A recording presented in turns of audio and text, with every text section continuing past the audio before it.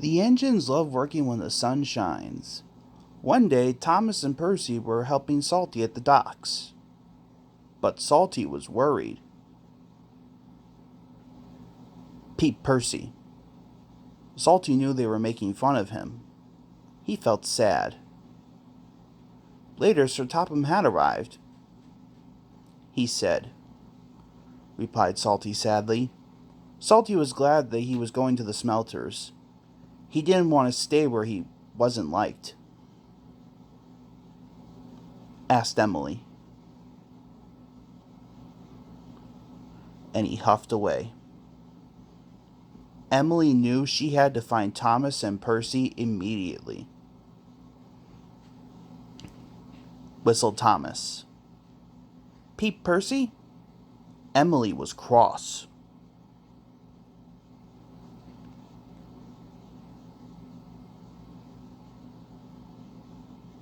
Said Percy, added Thomas. But Salty was nowhere to be found. Thomas and Percy were worried. Fergus was waiting for Salty when he arrived at the smelters. Congratulated Fergus, said Salty. Soon they were hooked up and on their way home. Salty was right about the storm. It was a fierce one. The ships at sea depend upon the lighthouse to keep them safely off the rocks. But now there was trouble. Cried the captain. Salty and Fergus were fighting their way through the wind and rain. Then Salty saw a lantern ahead. The lighthouse keeper was waiting for him.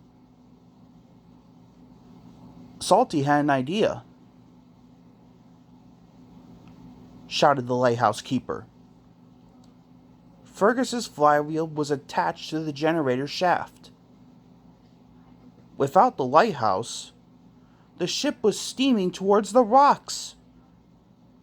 Fergus was working as fast as he could. Finally, the generator came back to life.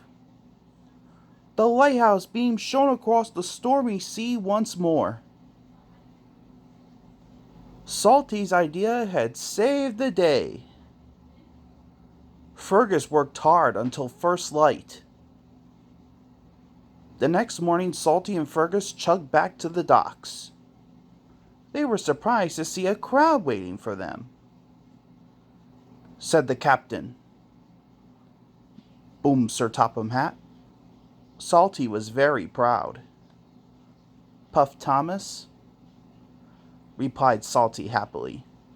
Now they will all work together and have fun together, as good friends should.